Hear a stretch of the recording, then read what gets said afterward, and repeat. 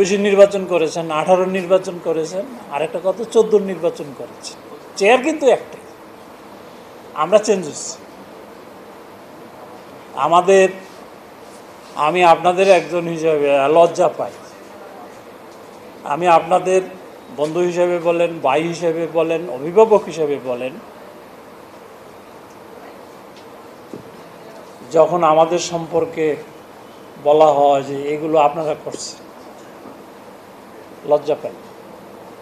সুতরাং আর লজ্জা পেলে হবে না, আমাদেরকে চ্যালেঞ্জ হিসেবে নিতে হবে, দেখিয়ে দিতে হবে এদেশের পুলিশ বাহিনী, এদেশের সিভিল সার্ভিস, এদেশের চাকরিজীবীরা কারোর কাছে, অন্যায়ের কাছে মাথা নত করে না।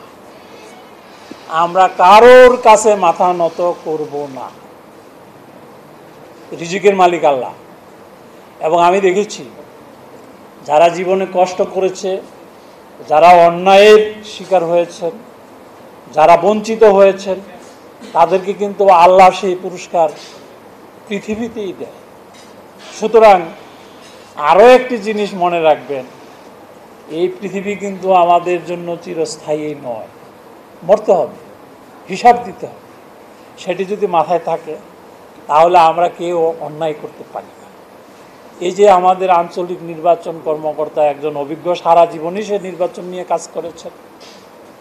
আমারও যতটুকু ইসে হয়েছে, একজন ম্যাজিস্ট্রেট হিসাবে আমি স্ট্রাইকিং ফোর্সের সাথে কাজ করেছি, সেন্টারের সারাদিন বসে কাজ করেছি, রিটার্নিং অফিসার হিসেবে কাজ করেছি, অ্যাসিস্ট্যান্ট রিটার্নিং অফিসার হিসেবে কাজ করেছি।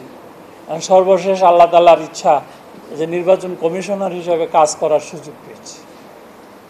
নির্বাচন কমিশন থেকে আপনাদের কাছে সুস্পষ্ট মেসেজ হচ্ছে, নির্বাচন কমিশন নিরপেক্ষ, নির্বাচন কমিশন কোনো অন্যায়ের প্রতি মাথা নত করবে না, নির্বাচন কমিশন সাংবিধানিক প্রতিষ্ঠান, নির্বাচন কমিশন শুধুমাত্র আইন কানুনের উপর দায়বদ্ধ। আইনের কাছে সে জবাবদিহি করবে, কোনো ব্যক্তির কাছে, কোনো গোষ্ঠীর কাছে, কোনো দলের কাছে, কোনো প্রার্থীর কাছে মাথা নত করবে না। আর সেই কাজটি করতে গিয়ে সবচেয়ে বেশি সহযোগিতা যার লাগবে সেটি হচ্ছে পুলিশ বাহিনী। বলেছেন আঞ্চলিক নির্বাচন কর্মকর্তা, আপনি হচ্ছেন একটা ভোট কেন্দ্রের ইনচার্জ, প্রিজাইডিং অফিসার হচ্ছেন কেন্দ্রের লিডার। এই দুইজনের সমন্বয় যদি সঠিক থাকে, নির্বাচন কোনোভাবেই কলুষিত হতে পারে না। আপনারা যেহেতু এই দেশের সন্তান, আপনারা এই দেশের মানুষকে চিনেন, আপনার আত্মীয় স্বজন, বন্ধু বান্ধব কে কী বলতে চায়, করতে চায়, সবই বুঝেন।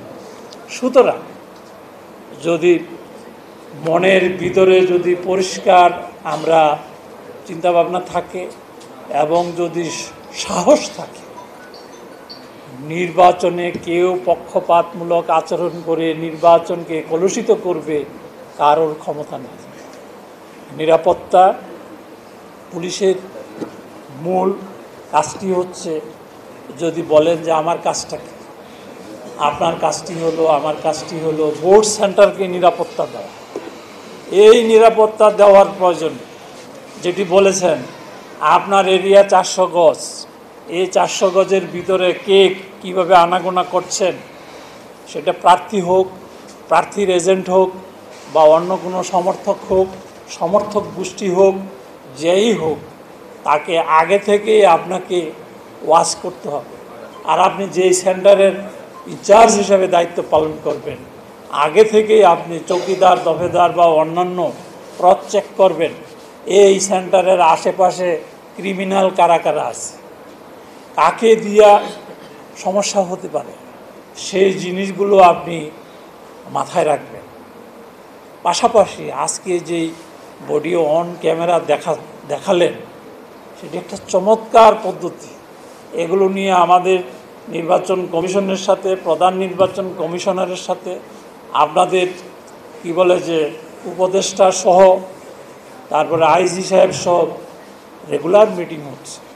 আপনাদের যে এই মডিউল আমরা পেয়ে গেছি আরও অনেক আগে।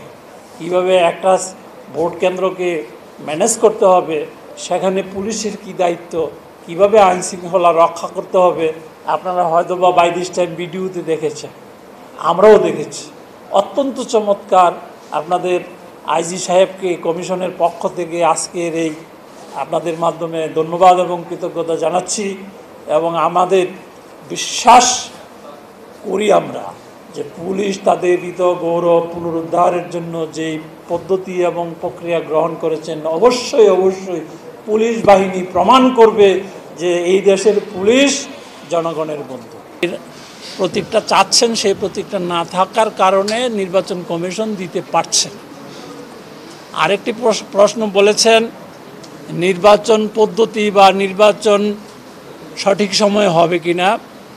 নির্বাচন ফেব্রুয়ারিতে না হওয়ার মতো কোনো কাজ বা কোনো ঘটনা এখনও ঘটেনি, এবং অনেক কিছুই মিডিয়াতে আসছে। এগুলো আশা রাখি এগুলো আমাদের নির্বাচনে কোনো প্রভাব পড়বে না।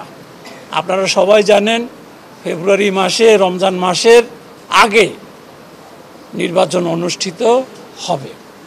আরেকটি বিষয় বলেছেন যে নির্বাচনের আগে সবাই অবাধ সুষ্ঠু নিরপেক্ষ নির্বাচনের কথা বলে, কিন্তু আসলে গিয়ে দেখা যায় যে বাস্তবে সেটি ঘটে না।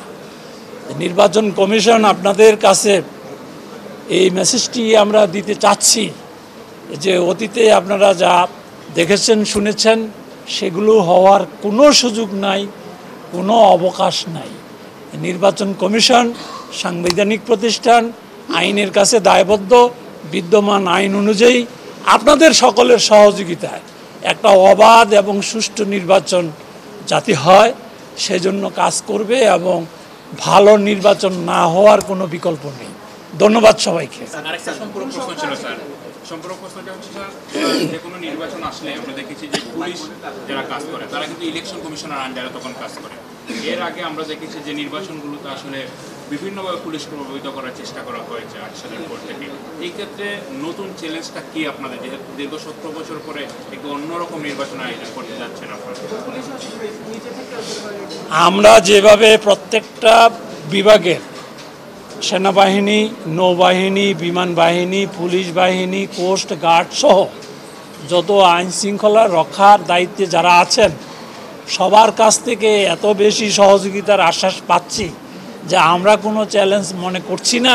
এবং আইন শৃঙ্খলা পরিস্থিতি আপনারাও দেখবেন যে অবস্থা থেকে আমরা উত্তরণ ঘটিয়েছি বা বিভিন্ন বাহিনী যে উত্তরণ ঘটিয়েছে, বিশেষ করে পুলিশ বাহিনী, এটি আসলেই তারা একটা কঠিন কাজ করেছেন, এবং আমরা আশাবাদী যে একটা ভালো নির্বাচনের ক্ষেত্রে আইন শৃঙ্খলা রক্ষা কোনো চ্যালেঞ্জ হিসাবে থাকবে না।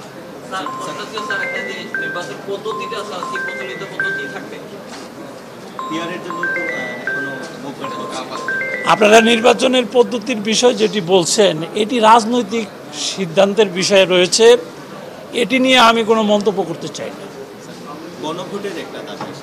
সেটি নিয়েও আমি কোনো মন্তব্য করব না, কারণ এগুলো রাজনৈতিক বিষয়। রাজনীতিবিদরা সিদ্ধান্ত নেবেন, সরকার বলবেন, আর নির্বাচন কমিশনের কাজটা কি? নির্বাচন করে দেওয়া।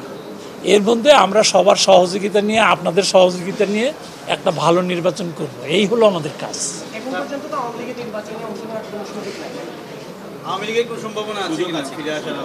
আপনারা তো মিডিয়া কর্মী হিসেবে গতকালকের আমাদের প্রধান নির্বাচন কমিশনের একটা স্টেটমেন্ট দেখেছেন, সেটি আমার বক্তব্য। আমার মুখ থেকে যদি শুনতে চান, আইনগতভাবে এখন তো ওই দলটার কার্যক্রম স্থগিত আছে। আপনি ভালো বুঝেন, স্থগিত থাকলে তো স্থগিতই, সব কিছু স্থগিত। আমি বুঝাইতে পারছি।